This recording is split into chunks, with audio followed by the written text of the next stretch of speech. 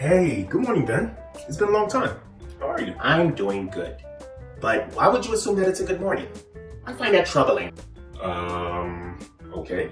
I was just trying to say long time no see. Was your morning bad? It was a good morning until you decided out of nowhere that it was a good morning.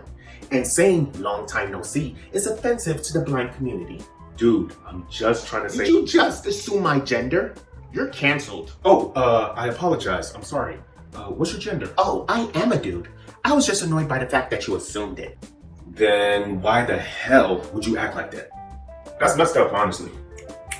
Don't you have a Twitter? No. Because a while ago you said Lori Lightfoot looks like she belongs to Dave Chappelle's Pimp Squad. Wait, that's... And then you said Rob Kardashian is so big, he makes the Olsen twins look like Rikishi. It's Rikishi! Oh no! Rikishi's back! And look at his backside! Look at the size of that ass! I didn't mean big as in fat. I meant big as in like, big boned. Tracy Ellis Ross's eye is lazier than them damn crackers during the 1700s.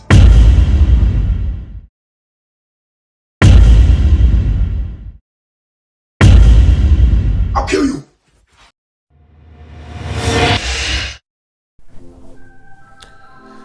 They didn't suspend my account? Lucky me.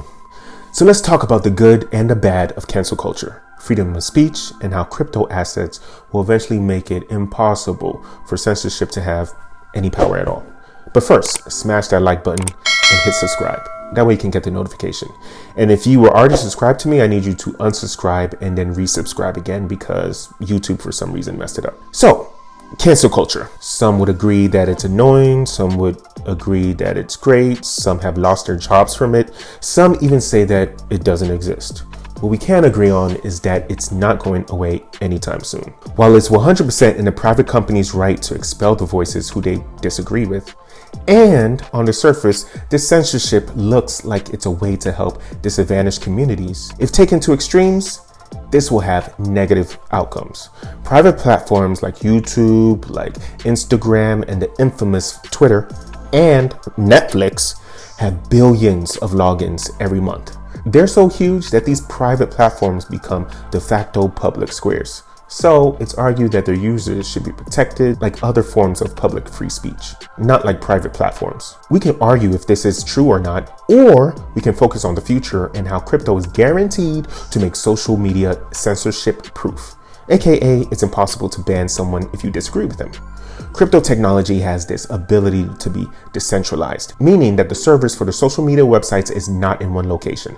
They're all over the world. This technology also pays people in coins so that they have a reason to host these websites. These coins can be worth billions of dollars. So, if you attack and censor a person's profile on a crypto social media site, another person can pick up the slack and take over from there. In fact, Jack Dorsey, the creator of Twitter, wants to create a decentralized Twitter just like this. After his company banned Trump, a decentralized social media became a talking point. Now, I personally don't agree with 99% of what Trump says, but silencing him may not help. It's not going to be good for the long term, honestly. The only way to fight bad speech is not to silence it, but to discredit it with good speech. If not, you're just piquing the interest of people that didn't hear the original speech to begin with. And you're making them wonder why a simple statement would make you go to such extreme lengths to ban them. We're humans. We all want what we can't have. It is what it is. Now, something similar is going on with Dave Chappelle. The legendary comedian came out with a new special called Closer, where he has a lot of dark humor jokes, like usual, against certain groups like Jewish people or pandemic deniers and others, but the most relevant group is the trans community. He did make some harsh jokes about them, but nothing that most people would consider hateful. The most controversial statement that he made, a statement that would have been totally matter of fact even 5 years ago, is that all people born in the world were born by a woman giving birth. In this new age where there's new buzzwords, where he could have said something like that was more appropriate, what he should have said was something like, everybody was born by a human female that may identify as a man or identify as a woman or identify as whatever they identify as. Now, that previous sentence, 99.9% of the world would be like, Benito, what are you talking about? You're not making any sense. And that would be a normal response. However, this would be an opportunity for the LGBT community to educate them on the difference between gender and sex. Or they don't have to educate them, honestly, if they don't want to. Instead, about 1,000 employees at Netflix are threatening to walk out of their jobs if Chappelle's special is not canceled.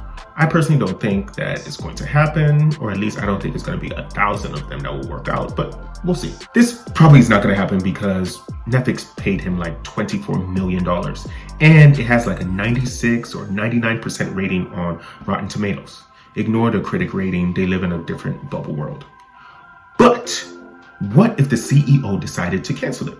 Well, a decentralized crypto Netflix would not be in danger of the show being removed because the video's data is permanent. Crypto's blockchain data is permanent. Whether you agree with Dave's statements or not, it is in the best interest of art and free speech to keep the special on the site. I mean, there's a movie on Netflix called Cuties that shows 11-year-old girls in very sexual, suggestive light. There was no controversy. Another show called Big Mouth, you probably heard about this, it's a cartoon show, has pubescent children in wildly sexual situations. There was almost no controversy. I personally think that both of these shows are gross as hell, but I don't think they should be canceled, and I don't think they should be removed from Netflix the same way Dave Chappelle's show should not be removed from Netflix.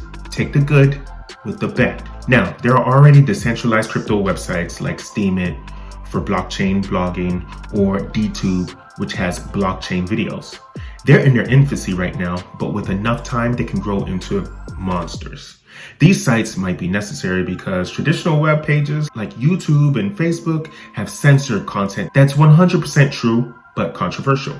Now, before I start, let me say that I got the vaccine, and I strongly encourage everyone to get the vaccine if you can. It saves lives.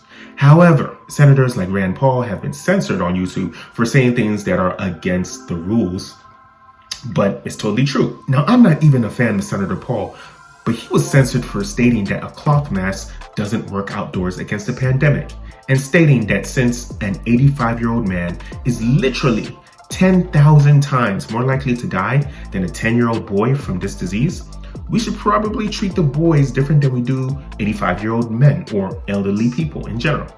His YouTube video was removed even though both of these statements are 100% true and they can be proven by facts. This is a dangerous behavior, especially since boys are more likely to end up in the hospital from myocarditis, I think I'm saying that right, by the jab than from the pandemic itself. A one-size-fits-all way is wrong. The correct solution is to do more research and find a way that can create a better vaccine for young children and listen to the science rather than to quiet those that disagree with you. Again, overall, I strongly advise adults to get the vaccine. The vaccine is the best solution for adults. But we need to have complicated and nuanced conversations about this pandemic because with a disease this complex, there can only be a nuanced solution.